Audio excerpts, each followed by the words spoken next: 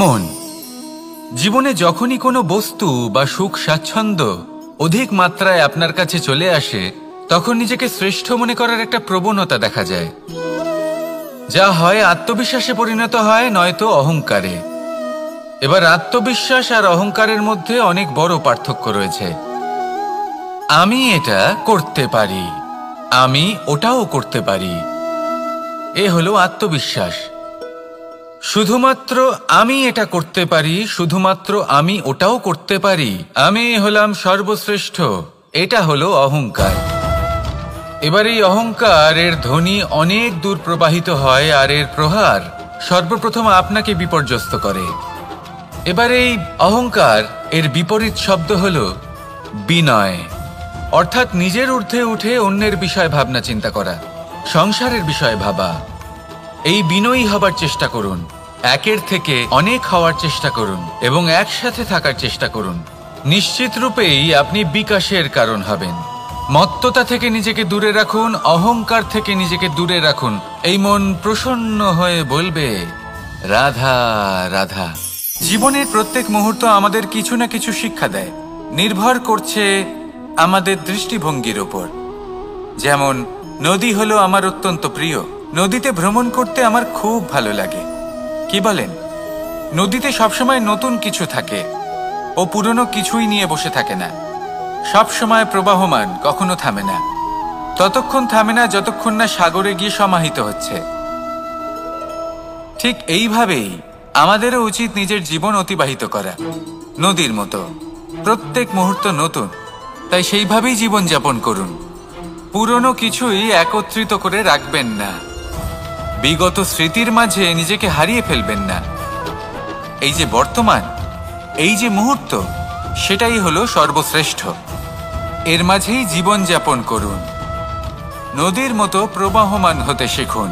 আপনি শিখে গেলে তাহলে মনে রাখবেন, আমার আপনার মাঝে বিচরণ করতে বড়ই ভালো লাগবে। যে ব্যক্তি আনন্দের সাথে জীবনের প্রত্যেকটা মুহূর্ত অতিবাহিত করে, কোনো চিন্তা ছাড়াই প্রবাহমান হয়, কখনোই থামে না যতক্ষণ না মুক্তি লাভ করছেন, এমন ব্যক্তির মধ্যেই রাধাকৃষ্ণ বসবাস করেন। তাহলে আসুন আমার সাথে ভালোবেসে বলুন, রাধা রাধা। আপনি অবশ্যই কোনো গাছ দেখে থাকবেন যেখানে অনেক ফল রয়েছে। সেই গাছের ডালগুলি নিজে থেকেই নত হয়ে যায়। কেন? যাতে মানুষ, প্রাণী, এরা সকলে যাতে সেই ফল খুব সহজে গ্রহণ করতে পারেন। এটাই হলো প্রকৃতির শিক্ষা, এটাই হলো প্রকৃতির নিয়ম। মানুষেরও কিছুটা এরকমই হওয়া উচিত। যদি আপনি সাফল্যের চরম সীমায় পৌঁছে যান, অনেক বেশি ধন অর্জন করে ফেলেন, তখন মনে রাখবেন যে আপনি যেন অহংকারী না হয়ে পড়েন। বিনম্র থাকতে হবে, সেই ধনকে ব্যবহার করতে হবে উচিত কাজের জন্য। সেই ধনের দ্বারা সমাজের মঙ্গল করা উচিত, সকল মানুষকে সাহায্য করা উচিত যাদের ধনের অভাব আছে। যদি ধনী হওয়া সত্ত্বেও আপনি ধনের সদ্ব্যবহার এই সমাজের মঙ্গলের জন্য, তার ভালোর জন্য না করেন, যদি আপনি ধন দান না করেন, তাহলে এই ধন অহংকার রূপী বিষে পরিণত হয়ে আপনাকেই নাশ করবে। তাই ফলে ভরা গাছের মতো নত হয়ে থাকুন, বিনম্র হয়ে থাকুন, দান করুন, আর আমার সাথে ভালোবেসে বলুন, রাধা রাধা। মধু কারই না পছন্দ বলুন তো? অত্যন্ত সুস্বাদু হয় এই মধু, মিষ্টি খেতে হয় এবং তা শক্তিও প্রদান করে। এবং প্রত্যেকটি মিষ্টি পদার্থের মতোই এতেও খুব তাড়াতাড়ি পিঁপড়ে ধরে যায়। অন্যদিকে যদি নুনকে দেখি, তাহলে বছরের পর বছর রাখলেও এতে পিঁপড়ে ধরে না। এবার যদি কথা বলি বন্ধুত্বের, তাহলে বন্ধুত্ব নুনের মতো হওয়া উচিত, মধুর মতো নয়। যারা সামনে এলে শুধুমাত্র মধুর মধুর কথা বলবে, পরে এতে পিঁপড়ে ধরে যাবে। এটা নুনের মতো হওয়া উচিত। প্রকৃত বন্ধু হলো সে যে সময় এলে পরে আপনার সামনে আপনার প্রকৃত সত্য তুলে ধরবে, তা সে যতই কঠিন হোক না কেন। আপনার দোষ, আপনার অপগুণ, আপনার খামতি আপনাকে বলতে পারবে, যাতে আপনি সেগুলো শুনে মেনে নিয়ে তারপর নিজেকে শুধরোতে পারেন। এটাই হলো প্রকৃত বন্ধুত্ব। কখনো নিজের জীবনের আশেপাশে মন দিয়ে দেখবেন, অনেক সময় এমন মানুষ থাকেন, অনেক বন্ধু থাকেন যাদের দেখে আমাদের মনে হয় যে এনারা খুব কঠোর, এনাদের কথা খুব কটু। কিন্তু বেশিরভাগ এমন মানুষের মনটা যদি বুঝতে পারেন তাহলে দেখবেন তাতে কোনো মালিন্য নেই, এনাদের মন অত্যন্ত পবিত্র হয়। যদি আপনার জীবনেও এমন কোনো ব্যক্তি থেকে থাকে, এমন বন্ধু থাকে, তাহলে তাদের আগলে রাখুন আর আমার সাথে ভালোবেসে বলুন, রাধা রাধা।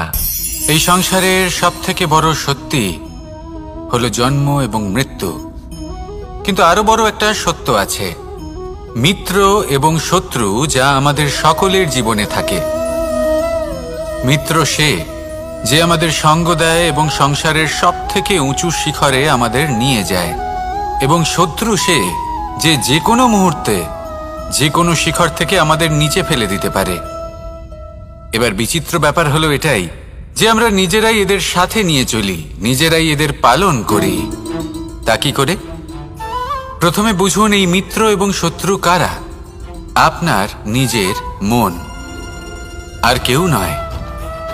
এই মনই হলো মিত্র যখন তাতে ভারসাম্য বজায় থাকে, তা নিয়ন্ত্রিত থাকে, তা পবিত্র হয়। কিন্তু যদি এই মন অনিয়ন্ত্রিত হয়ে পড়ে, যদি আপনাকে সে নিয়ন্ত্রণ করতে শুরু করে, তখন সেই আপনার সবথেকে বড় শত্রু হয়। সেই জন্য এই মনের ওপর নিয়ন্ত্রণ রাখতে শিখুন, এতে ভারসাম্য বজায় রাখতে শিখুন। তাহলে আপনি এমন এক বন্ধুকে পাবেন যে আপনাকে এই সংসারের শিখরে পৌঁছে দেবে। আসুন আমার সাথে ভালোবেসে বলুন, রাধা রাধা। মুক্তোর এই মালা দেখতে কত সুন্দর হয়, তাই না? যিনি ধারণ করেন তাকেও এটা শীতলতা প্রদান করে, আর যে ব্যক্তি দেখে তার চোখও এই দৃশ্য দেখে শান্তি উপলব্ধি করে। কিন্তু ভাবুন, যদি এমন কিছু হয় যে সুতো দ্বারা এই মুক্তোর মালা তৈরি হয়েছে সেটা কেউ ছিঁড়ে দেয়, তাহলে এই মুক্তোর মালা ছিঁড়ে যাবে আর সমস্ত মুক্তো মাটিতে পড়ে যাবে, ছড়িয়ে পড়বে। তখন কি আমরা এটা ভাববো যে এটা তো মাটিতে পড়ে থাকা বস্তু, এটা আমি তুলব না? ভাববো না, তাই না?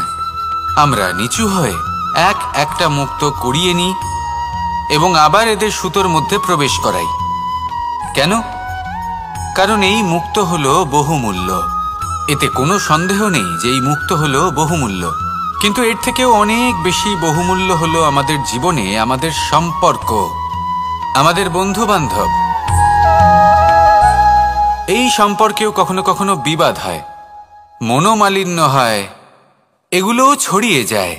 আর সেই সময় এই মুক্তোর মতোই নত হয়ে আমাদের এই সম্পর্কগুলিকে হাতে তুলতে হবে, এদের জুড়তে হবে, এদের আগলে রাখতে হবে, কারণ এদের থেকে বহুমূল্য আর কিছুই নেই।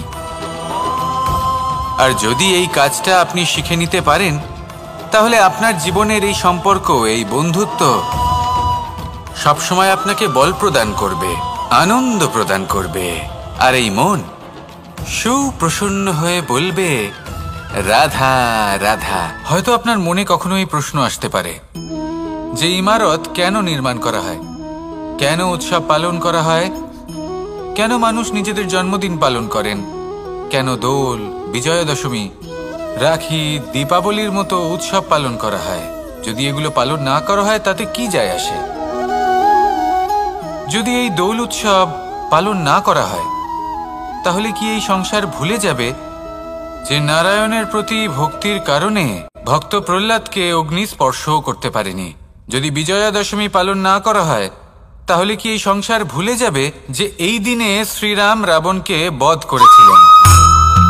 যদি আমরা দীপাবলির এই উৎসব পালন না করি তাহলে কি এই সংসার এটা ভুলে যাবে যে অযোধ্যাতে অমাবস্যার এমন এক রাত এসেছিল যে রাত্রে অযোধ্যা পূর্ণিমার থেকে বেশি উজ্জ্বল হয়ে উঠেছিল? যদি এই রাখি উৎসব পালন না করা হয় তাহলে কি এই সংসারের ভাই এবং বোনেরা একে অপরের প্রতি ভালোবাসা কি সেটা ভুলে যাবেন? বিষয়টা ভুলে যাওয়ার নয়, বিষয়টা হলো মনে রাখার। যখন জীবনে আমরা কোনো একটা স্থানে পৌঁছই, উপলব্ধিগুলোর উৎসব পালন করি, যাতে সেই মুহূর্তে আমরা সকলের মধ্যে আনন্দ ছড়াই এবং মানুষ সেই মুহূর্তটা মনে রাখেন। এই স্মৃতিগুলোই মানুষের মধ্যে বিশ্বাসের জন্ম দেয়। এই বিশ্বাস যে আগামী যেদিন আসছে তাতে আরো আনন্দের সম্ভাবনা রয়েছে। ভালোবাসার এই উৎসব, ভালোবাসার এই পার্বণ, এটা মানুষের মনে বিশ্বাসের জন্ম দেয় যে প্রত্যেক যুগে কেউ না কেউ এসেছে এবং পরবর্তীতেও আসবে। তাহলে আসুন আমরা ডুবে যাই আমার লীলার এই প্রেম যাত্রায় এবং ভালোবাসার এমন একটা উৎসব পালন করা যাক যা এই সংসার যুগ যুগ পর্যন্ত মনে রাখবে। তাহলে আসুন আর আমার সাথে ভালোবেসে বলুন, রাধা রাধা।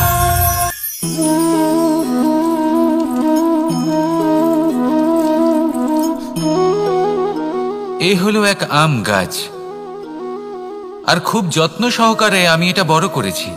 প্রথমে বীজ বপন করেছি, তারপর সিঞ্চন করেছি, তারপর এর থেকে অঙ্কুর বেরিয়েছে, তারপর দিন প্রতিদিন আমি এতে জল দিয়েছি।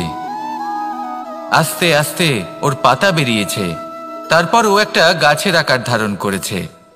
এইভাবেই যদি প্রতিদিন আমি ওর দেখাশোনা করি তাহলে নিশ্চিত রূপে এর শিকড় আরো দৃঢ় হবে এবং একটা বিশাল গাছের আকার ধারণ করবে, যার থেকে কিছু ডাল জন্ম নেবে, আর তাতে আমি পাবো কিছু মিষ্টি সুস্বাদু আম ফল।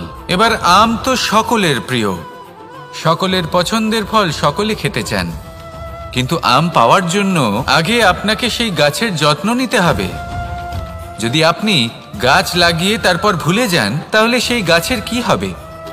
তার অস্তিত্বটাই মুছে যাবে, তাই না? আমাদের সম্পর্কগুলো কিছুটা এরকমই হয়। যদি সম্পর্ক জুড়ে আপনি ভুলে যান তাহলে তার অস্তিত্বই মুছে যাবে।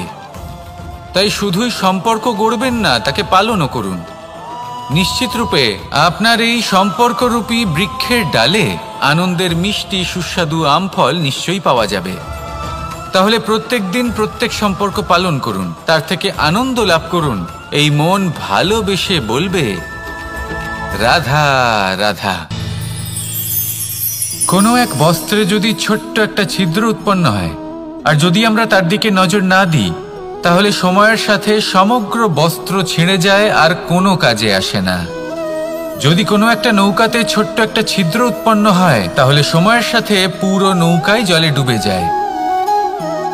লক্ষ্যের দিকে অগ্রসর হওয়ার সময় একটা ছোট্ট ভুল আপনি যদি করে ফেলেন, তাহলে আপনাকে তা লক্ষ্যের থেকে দূরে করে দিতে পারে। এমনটা এই সম্পর্কের সাথেও হয়ে থাকে। কোনো একটা ছোট্ট কথা, একটা ছোট্ট মনোমালিন্য যদি সম্পর্কে আসে এবং সেটা না মেটানো হয়, তাহলে সেই সমগ্র সম্পর্কটা, অনেক বড় বড় সম্পর্ক ভেঙে যেতে পারে। যদি আপনার সম্পর্কে ছোট্ট একটা ছিদ্র উৎপন্ন হয়, তাহলে প্রেমের সূচ আর স্নেহের সুতো দ্বারা সেলাই করে ফেলুন, যাতে আপনার এই সম্পর্ক অটুট থাকে এবং প্রেম দ্বারা পরিপূর্ণ থাকে। আসুন আমার সাথে ভালোবেসে বলুন, রাধা রাধা। দু রকমের প্রাকৃতিক বেগ থাকে। প্রথম হলো বর্ষা। যখন এর বর্ষণ হয় তখন মাটিকে শীতল করে নতুন ফসল ফলায়। আর দ্বিতীয় হয় পবন, যা আমাদের সর্বদা শ্বাসবায়ু প্রদান করে। অশান্ত এই মনকে শান্তি প্রদান করে, এই ক্লান্ত শরীরে স্ফূর্তি প্রদান করে। আমাদের জীবনে যত আবেগ আছে তা হয় বর্ষার মতো হওয়া উচিত, নয় হওয়া উচিত পবনের মতো। ক্রোধ, মতভেদ, বিবাদ, এগুলো হওয়া উচিত বর্ষার মতো। অর্থাৎ কিছু সময় পরে যেন এরা নিজে থেকেই ছিন্ন ভিন্ন হয়ে চলে যায়। আর যদি পবনের মতো কোনো আবেগ থাকা উচিত, তা হলো প্রেম, যা সর্বদা শ্বাসবায়ু প্রদান করে, সবসময় সাথে থাকে। একে আমরা অনুভব করতে পারি না, কিন্তু এ আমাদের অনুভব করার জন্য প্রাণবায়ু প্রদান করে। আর যখন চক্রবাতের মতো সে ভয়ঙ্কর হয়ে ওঠে, তখন সমগ্র সংসার বদলে দেয়। এর সারমর্ম একটাই, শক্তি। মতভেদ, ক্রোধ, বিবাদের মধ্যে নেই। শক্তি যদি থাকে, তা আছে প্রেমের মধ্যে। তাই এই প্রেমকে মনের মধ্যে রাখুন আর আমার সাথে বলুন, রাধা রাধা। জীবনে দুই ধরনের আবেগ রয়েছে যার কোনো মূল্য নেই। আমার কথার অর্থ এটা নয় যে এদের কোনো গুরুত্ব নেই, গুরুত্ব যথেষ্টই রয়েছে, শুধু এদের জন্য আপনাকে কোনো মূল্য দিতে হয় না। প্রথম আবেগ হলো আনন্দ, প্রসন্নতা। এটা আপনি যে কোনো জায়গায় খুঁজে পেতে পারেন যদি আপনি খুঁজে পেতে চান। আপনি কোনো পুষ্পের সৌন্দর্য দেখে প্রসন্ন হতে পারেন। বায়ুর কারণে যখন একটি বৃক্ষ শিহরিত হয় সেটা দেখে আপনি প্রসন্ন হতে পারেন। একটা ছোট্ট শিশুর কলরব শুনেও আপনি প্রসন্ন হতে পারেন। একটা ক্রন্দনরত বালককে হাসিয়ে আপনি প্রসন্ন হতে পারেন। সবকিছু আপনার উপর নির্ভরশীল। সেখানে আরেকটি আবেগ হলো দুশ্চিন্তা। মানুষ বড়ই দুশ্চিন্তা করতে থাকে। আজ আমি এই কাজ করেছি, সেই বিষয়ে চিন্তা। আজ আমি এই কাজ করতে পারিনি, সেই বিষয়ে চিন্তা। কাল আমাকে এই কাজ করতে হবে, সেই নিয়ে চিন্তা। আমি কি সেই কাজটা করতে পারবো, সেই বিষয়েও দুশ্চিন্তা। চিন্তা সর্বত্র রয়েছে, যার জন্য মূল্য দিতে হয় না। যত চান আপনি একত্রিত করতে পারেন। একটা গুরুত্বপূর্ণ কথা মনে রাখবেন, প্রসন্নতা জীবনের একটা নতুন সূত্রপাত। সেখানে দুশ্চিন্তা হলো জীবনের চিতার সমান। এবার এই দুটি আবেগ হলো মূল্যহীন, দুটোই আপনার সামনে আছে। কোনটা চয়ন করবেন আপনি, দুশ্চিন্তা নাকি প্রসন্নতা? সিদ্ধান্ত আপনারই। আসুন আর আমার সাথে ভালোবেসে বলুন, রাধা রাধা। নন্দ বাবাও খেলার ছলে খুব বড় বড় শিক্ষা দিতেন। অনেকদিন আগেকার কথা, বাবা আমার জন্য একটা মানচিত্র নিয়ে এলেন। এটা ছিল জম্বু দ্বীপের মানচিত্র, ঠিক যেন একটা ধাঁধা, যা টুকরো টুকরো করে বিভিন্ন দিকে ছড়ানো, যেগুলোকে আমায় জুড়তে হতো। ব্যাস শুধু এটুকুই ছিল আমার কাজ। আমি বারবার প্রচেষ্টা করলাম, কিন্তু বারবার অসফলই রয়ে গেলাম। বাবা এটা দেখলেন এবং হাসলেন। বাবা বললেন, একটা কাজ করো, এই প্রত্যেকটি অংশকে উল্টে রাখো। আমিও উল্টে রাখলাম। তারপরে দেখলাম প্রত্যেক অংশে মানুষের শরীরের কোনো না কোনো অংশ চিহ্নিত। কোথাও হাত আছে, পা আছে, কোথাও মুখ আছে। বাবা বললেন যে এবার এটা জুড়তে চেষ্টা করো। আমিও জুড়ে দিলাম। মানুষের মানচিত্র পূর্ণ হলো। এবার বাবা বললেন, এটা উল্টে রাখো, মানচিত্র পূর্ণ আকার ধারণ করেছে। আমি বললাম, ঠিক আছে। আমি উল্টে রাখলাম, দেখলাম জম্বুদ্বীপের মানচিত্র পূর্ণ হয়েছে। বাবা বললেন, যদি দেশকে সফল করে তুলতে চাও, শক্তিশালী করতে চাও, স্থির বানাতে চাও, তাহলে সবার আগে দেশবাসীকে একত্রিত করতে শেখো। সকল সৈন্যগণ যখন একজোট হয়ে দাঁড়াবে, তখন দেশের শক্তি আরো বেড়ে যাবে। শুধু তাই নয়, বাবা বললেন, যদি ভালোবাসার সাথে জড়িয়ে পড়ো, তাহলে পরমাত্মাও তোমার সামনে এসে দেখা দেবেন। তাহলে এটাই করুন আর আমার সাথে ভালোবেসে বলুন, রাধা রাধা।